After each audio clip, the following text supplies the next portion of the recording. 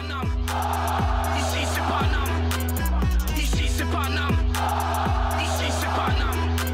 J'ai la tronche du parigot, le cœur qui palpite. On chante, on crie, Paris est magique. Le rouge, le bleu, fier de nos couleurs. Le parc en feu, ressens-tu la ferveur? Yo, salutations mes humains, c'est OP, j'espère que vous allez bien et bienvenue sur la chaîne. Ça fait un petit moment qu'on s'était pas retrouvés tous ensemble pour discuter de notre club, le Paris Saint-Germain. Aujourd'hui, c'est chose faite. D'ailleurs, je vous remercie toutes et tous. Vous avez beaucoup aimé, justement, cette vidéo en duo avec mon frérot, l'immigré parisien. J'ai eu que des bons retours. Et ça fait plaisir. De toute façon, c'est fait pour, les gars. Le partage, le partage. Bref, aujourd'hui, on va parler de la Ligue 1. On va aussi parler rumeurs mercato, notamment un nom qui revient avec insistance entre le Benfica, le Paris Saint-Germain. Oui, un joueur énorme, jeune, mais surtout énorme. Gros potentiel. Bref, on va détailler tout ça. Mais avant toute chose, je t'invite à t'abonner à la chaîne si ce n'est toujours pas fait. On active la petite clochette pour les notifications, le référencement. On met son plus beau pouce bleu et on lâche son petit commentaire. On commence tout de suite avec le premier sujet, pas des moindres, la Ligue 1.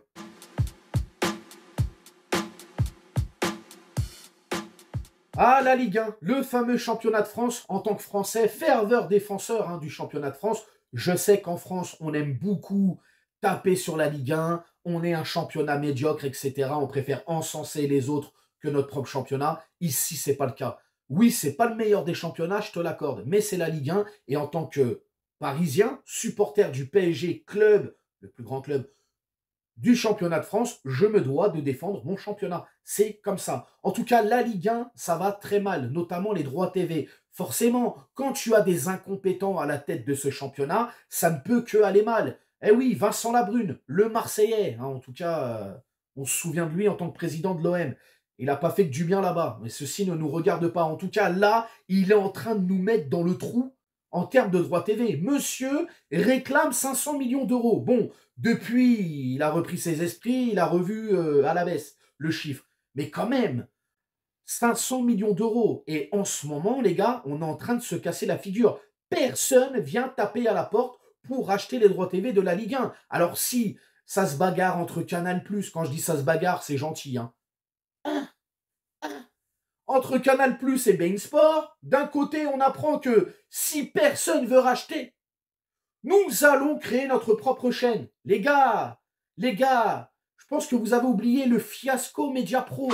D'ailleurs, on est encore endetté par rapport à tout ça. C'est n'importe quoi. Bref, les droits TV de Ligue 1, encore une fois, qui ça va impacter? Les moyens et les petits clubs, on le sait. À côté de ça, maintenant, les présidents français, des clubs français, aimeraient que le Paris Saint-Germain revoie un petit peu sa gestion et sa stratégie de recrutement, s'il y a moyen d'aller recruter une ou deux stars pour histoire de donner un peu, faire la vitrine de la Ligue 1. Ah, messieurs, là maintenant, on a besoin du Paris Saint-Germain. C'est bien beau de nous taper dessus, année après année. Oui, le PSG n'a rien changé. Le PSG n'a pas changé le paysage de la Ligue 1. Le PSG et QSI n'a rien apporté à la Ligue 1. Mais, voyant les droits TV plonger dans le trou, maintenant, il faudrait que Paris aille chercher quand même une ou deux stars pour vendre la Ligue 1 à l'étranger, etc., etc. Ah là là, l'hypocrisie à la française. De toute façon, on est en plein dedans avec les élections et tout en ce moment-là, vous le voyez bien. Bref, moi, quoi qu'il en soit, ça me fait peur aussi, les gars, parce que le championnat va reprendre dans pas très longtemps, mois d'août, et on n'a toujours pas de diffuseur. Alors, bien évidemment, on connaît la stratégie. Canal+, beIN, ils vont attendre jusqu'au dernier moment pour préparer une offre, et ce sera au rabais, forcément.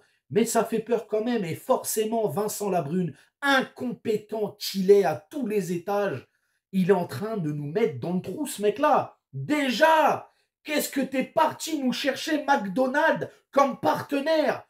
Le machin, il est en train de se faire boycotter de droite à gauche, mais tu nous ramènes McDonald's pour l'associer à la Ligue 1. McDonald's, le roi de la malbouffe. Alors, il y en a, ils vont me dire, ouais, mais OP, il y avait Uber Eats. Oui, Uber Eats, mais Uber Eats, c'est pas une chaîne de fast-food. Uber Eats, c'est une application où tu peux commander à manger. Mais il y a toutes sortes de nourriture là-dedans. Tu as du vegan, tu as de la viande, tu as tout ce que tu veux. Tu as des fruits, légumes, bref, peu importe. Tu m'as compris. Là, c'est McDonald's. Tu associes la Ligue 1 à McDo.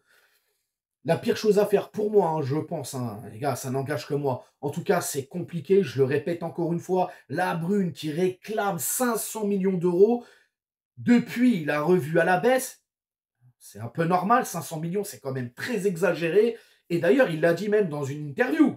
500 millions, mais pour lui, ça vaut encore plus. Non, frérot, tranquille, tranquille. Moi, en tout cas, ça me fait peur, les gars, cette histoire de diffuseur. Ouais, c'est compliqué, c'est compliqué. Et je le répète, ceux qui vont être impactés là-dedans, les gars, malheureusement, ça va être les petits clubs, les moyens clubs. Et encore une fois, hein, on va bien évidemment essayer de trouver un bouc émissaire. Et j'ai bien peur que le Paris Saint-Germain en prenne un coup. Oui, parce que là maintenant, je le répète, on nous demande carrément de changer notre stratégie de recrutement, d'essayer d'aller chercher une ou deux stars, hein, histoire de vendre tout ça. Mais c'est pas notre rôle à nous. Et puis on l'a fait quand même suffisamment toutes ces années. Pourquoi au final?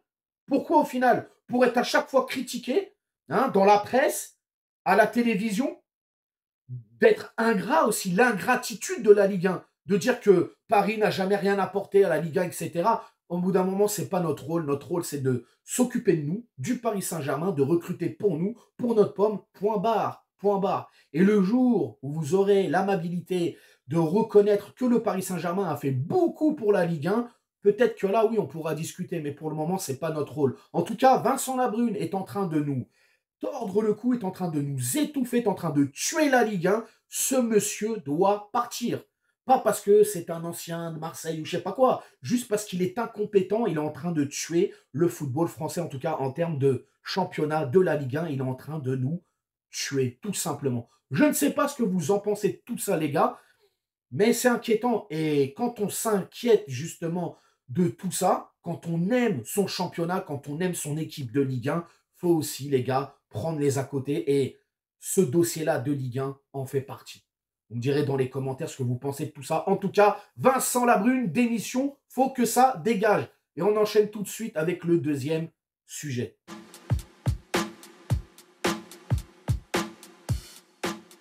Avant de rentrer dans le vif du sujet, João Neves, parlons mercato, que ce soit des arrivées ou des départs, c'est le calme plat. Ça travaille en coulisses, ça s'active en interne pour recruter et moi j'aime ça, j'aime le calme. Enfin fini tous ces insiders qui venaient nous polluer l'esprit et j'ai des sources et on m'a dit que et le cousin de ma...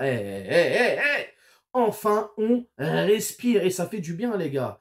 Bref, quoi qu'il en soit, mercato parisien. Je viens de te le dire, c'est calme. Même si le russe, là, le gardien, devrait finalement s'engager avec Paris. Hein, je ne sais pas s'il a déjà signé son contrat et tout. C'est ce qui a été dit. On va quand même attendre. Alors, une histoire de divorce a failli faire tout capoter. Finalement, ça s'est réglé. On a appris aussi qu'il y a un défenseur du Bayern Leverkusen, Tapsoba. Alors, c'est un Burkinabé, très fort, solide, très impactant dans le jeu, très bon dans les duels aériens, les duels sur le terrain aussi. Mais bizarrement, c'est une info foot mercato et tu sais très bien, j'ai une méthodologie quand je travaille, c'est aussi regarder la presse étrangère, notamment le championnat où le joueur évolue. Eh ben, il n'y a rien côté allemand, les gars. Bild, Kicker, les journalistes allemands, même les spécialistes mercato, personne ne parle de cette information. Donc bizarrement, ça sort qu'en France. À prendre avec des pincettes, les gars, même si c'est un défenseur qui est très très bon. Bref, en tout cas, côté départ, côté arrivée, rien du tout. Mais il y a une piste qui s'est réactivé. Et là, ça y est, on le sait, Paris a fait de sa priorité le jeune du Benfica Lisbonne de 19 ans, jeune international portugais, très très fort, João Neves. Et moi, c'est un grand oui. Mais le Benfica réclame 100 millions d'euros. C'est énorme. 100 millions d'euros, les gars. Alors, oui, tu payes le potentiel, mais 100 millions, c'est énorme. Pour moi, João Neves, tu dépasses pas les 70 millions, tu peux rajouter 5 de bonus, ça fait 75 si tu veux, mais jamais 100 millions d'euros. C'est quand même énorme. Je pense sincèrement que ce transfert va se faire et que Paris va trouver une solution avec le Benfica, sachant quand même qu'on leur a fait un cadeau, les gars. Hein. L'option d'achat sur Gonzalo Ramos, qui devait être levée normalement plus tard, on l'a levée directement. Donc, juste par rapport à ça, s'il vous plaît, messieurs du Benfica, faites-nous une fleur. En tout cas, c'est 62 matchs, 3 buts et une passe décisive cette saison, toute compétition confondue pour João Neves. Il est juste incroyable ce jeune. Bonne vision, pas maladroit devant les buts, une qualité de passe incroyable. Techniquement, c'est... Je vais même vous mettre un sitemap et tout, etc. Vous allez voir quand même que c'est un jeune avec un gros volume de jeu aussi. C'est un ratisseur. Bref, personnellement, ce jeune, 19 ans, au Paris Saint-Germain, c'est un grand oui. Maintenant, je me dis aussi que si je me mets de son côté, si je m'imagine à sa place, João Neves, on le sait, il a eu quelque chose de tragique dans sa vie. Il n'y a pas très longtemps, il a perdu sa maman. Est-ce que pour lui, hein, je me mets à sa place, finalement, il se dit, je pourrais rester une année de plus à Benfica, jouer encore l'Europe, engendrer de l'expérience et après, pourquoi pas, peut-être partir. Pour moi, hein, sincèrement, si c'est ce qu'il décide lui, je ne pourrais pas lui en vouloir et c'est compréhensible. Mais à côté de ça, je pense qu'il a suffisamment la maturité maintenant pour quitter le Benfica et aller dans un club qui vise un peu plus haut, niveau européen, etc., avec un effectif beaucoup plus, comment dirais-je, beaucoup plus fourni, avec toute la pression qu'il y a, etc. Quoi qu'il en soit, pour moi, João Neves au Paris Saint-Germain, c'est un grand oui, mais pas à n'importe quel prix. Les 100 millions demandés par le Benfica, même si le joueur a une marge de progression incroyable, c'est quand même fort de café. Bref, vous allez me dire dans les commentaires ce que vous avez pensé du premier sujet de la Ligue 1. Est-ce que c'est inquiétant pour vous? Vous allez aussi me dire ce que vous pensez du dossier João Neves. Est-ce que Paris doit tout faire pour conclure ce dossier ou alors attendre et jouer le jeu, justement essayer de faire baisser le prix? Vous me dites tout en commentaire. N'hésitez pas à vous abonner, partager, liker. On se retrouve bien évidemment pour une prochaine vidéo. Et on n'oublie pas que l'Euro commence dès ce soir, les gars. Et nous, l'équipe de France, on joue lundi, donc forcément, on se retrouvera lundi pour le débrief de ce premier match de l'Euro 2024 de nos Bleus. Bref, prenez soin de vous, bonne journée et ciao. Nique sa mère, les footix, c'est l'UTES que j'incarne. Paris capitale et la Liga capitule. On voit toute ton équipe face à Navas, c'est ridicule.